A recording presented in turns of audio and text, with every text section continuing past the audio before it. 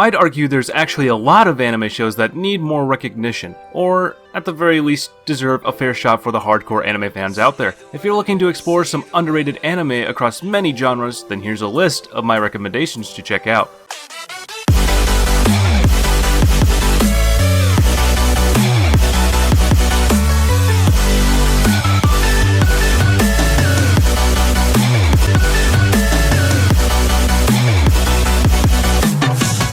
Coming in at number 10, we have Zombie Loone. Ever heard of an old show about wacky zombies? Well, this series covers the topic by using a girl who could see her time before death, and two undead males who are trapped by a contract. Actually, it's debatable whether the series is underrated. On one hand, it gives a different take to zombies. On the other hand, it had quite the amount of fan service to it. Every episode is filled with original and unpredictable content. The extremely dark atmosphere is balanced by excellent comedic relief. The characters are very real, and it's easy to become attached to them. It does have some solid action and fun characters to enjoy. You could say that Zombie Loone is more of an acquired taste, especially with how short it is. Will it have cheesy lines? Yes.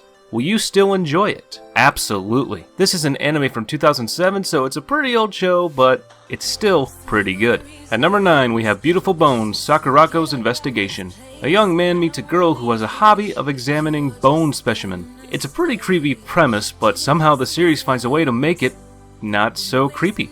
Actually, it's presented more as an interesting mystery series. The problem is that the series has some missing points, so this entire show has never really grabbed people's attention. Still, it does have interesting points in how different bones are investigated, and teaches a little something along the way. This anime is different from any other kind of anime I have seen before. It is a mature, more intellectual anime. The anime centers around a female character that is an osteologist, and her assistant caretaker. Her specialty gives her insights into forensic science. She's also a handful to deal with, which is where the male character comes in. He watches over her and tries to keep her personality in check. Often, he isn't very successful. The interaction between the two is entertaining to me. I'm fascinated as to where they take this anime, what tragedy shaped her, and why is she the way she is. Now, it's a rather low-key anime, but it's a rather decent watch for the mystery. It's a series that you could watch if you feel up for a different sort of mystery work. At number 8, we have Batum. Sakamoto Ryota is a 22-year-old unemployed man who lives with his mother and spends most of his days playing the popular online game Batum, where he is Japan's top player. After a routine trip to the convenience store, Ryota suddenly finds himself stranded on a deserted island with his memories in a haze and a strange crystal embedded in his left hand. Given very little time to take in his surroundings, he is very quickly forced to realize that a certain entity has recreated his favorite online game, turning it into a real-life explosive deathmatch where participants use a variety of bombs to kill each other and collect each other's crystals in order to have a chance to leave the island. Batum is a fairly dark anime with various themes addressing the negative aspects of humanity and relationships. Naturally, the subject of trust is brought up, and it becomes apparent that characters who end up on the island are sent there by people close to them, such as parents, friends, and even lovers. These characters are cast aside by the very people with whom they are meant to have deep connections. Betrayal is a central theme, as it is the very reason that all the characters end up on the island, and much like a Noxus Cloud, it sticks around to become the very reason why many characters end up becoming really messy fireworks. Number 7. Eden of the East. An unusual blend of survival politics and psychological suspense, Eden of the East defies easy classification. The premise is that 12 individuals, called Selekao, have been given access to 10 billion yen in order to save Japan from a future missile strike. If the Selekao run out of money or spend it selfishly, they are eliminated by a mysterious person known only as the Supporter. Nothing else is off limits in the game, including killing the other participants. The protagonist Takezawa Akira is one of these Selekao, with the added difficulty of suffering from amnesia. This is an anime that sucks you into its slick, unusual plot and leaves you hungry to know how it ends. So don't forget to watch the movies that take place after the series end. Many people have compared this series to Mirai Nikki, or Future Diary, saying that it's a ripoff. But in my opinion, Eden of the East is by far better. The two animes have the same general concept, but each of the stories has a completely different plotline. It's definitely a show worth checking out. At number 6, we have Ergo Proxy. One of humanity's last civilizations resides within the domed city of Romdo. where robots called autoreivs supplement the low population on the path to humanity's recovery. When a virus begins to infect these robots, Ray 1 Mayer gets on the case with her autoreiv Iggy, but the case grows beyond her imagination and out of her control when a sentient and independent robot confronts her at home. Despite what the setup may tell you, Ergo Proxy isn't a crime series. This focuses on the psychological taking Ray 1 Iggy and autoreiv engineer Vincent on a mind-altering adventure into the heart of Romdo and beyond its walls. A cyberpunk theme that doesn't feel overdone. How refreshing. Ergo Proxy isn't a rather complex piece, so I can see why it is a lesser known anime, but it has some great artwork and a relatively unique story. Actually, you could call this series rather experimental with the mix of genres it has, along with a setting in a post-apocalyptic world with elaborate domes/cities and humanoid robot beings. The show is quite a journey where you either fall or settle into its depth. It's a tale of self-discovery with different characters and some romance mixed in.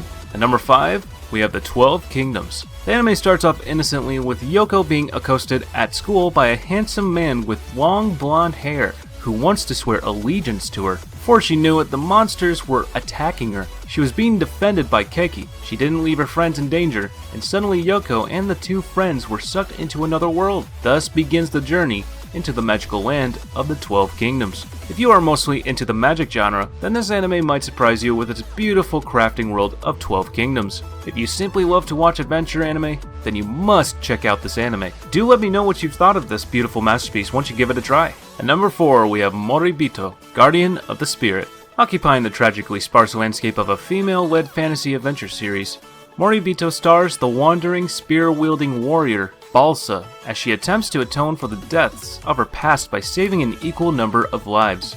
She encounters Prince Chagam during her journey and becomes his bodyguard, attempting to protect him from an assassination order given by his own father. Now the two are on the run, all while figuring out just what it is the true nature of this egg inside the young prince she's trying to save, who is her 8th. The series has beautiful animation and a lovingly crafted fantasy world, as well as compelling characters who have their troubled past revealed piecemeal through the series as they grow closer. You should give this one a look for sheer artistry alone. At number 3, we have Kataan No Astra. Oh, now this is one of my favorite animes. Kataan No Astra is set in a time when the aforementioned things have become possible. Science has advanced so much that teenagers are going to other planets simply as a mundane school trip. A group of high schoolers from such a futuristic world are visiting a nearby planet called Mikpa as a camp. Of course though, after arriving on planet Mikpa, things don't go as planned for them as they're sucked into a mysterious black orb that transports them into space. But luckily for them, they somehow manage to find an abandoned spaceship in the middle of outer space. The spaceship would then become their means of travel as they jump from one planet to another in hopes of surviving and getting back to their home planet together.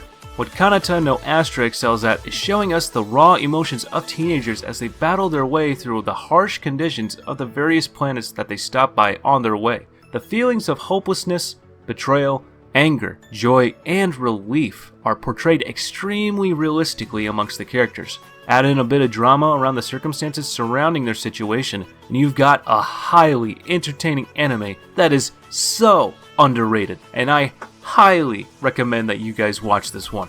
In second place, we have Welcome to the NHK. The tale of a hikikomori character can either be made into a drama or a dark sort of comedy. This is a series that combines both of those ideas via a male protagonist named Tatsuhiro Sato, who holds a theory that he is being forced as a NEET due to an evil organization. It's a bit of a wild ride, all things considered, and there's a bit of a cringe factor to it. At the same time though, it explores the struggles of one who wants to change their state of living, more so in a comedic way, but still also leaves you thinking.